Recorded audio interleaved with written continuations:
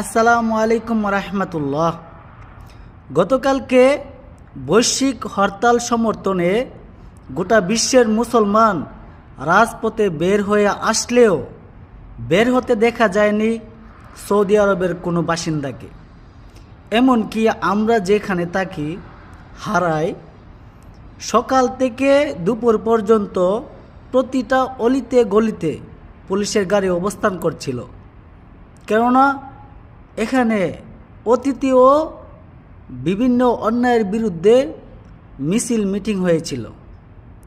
সেই সুবাদে এখনকার পরিস্থিতিতে বাঙালিরা কোনো মিছিল নিয়ে বের হয় কিনা সেই জন্য তারা অলিতে গলিতে পুলিশের গাড়ি দিয়ে মানুষকে ঘরের ভিতর দমিয়ে রাখার চেষ্টা করেছে এবং তারা সফল।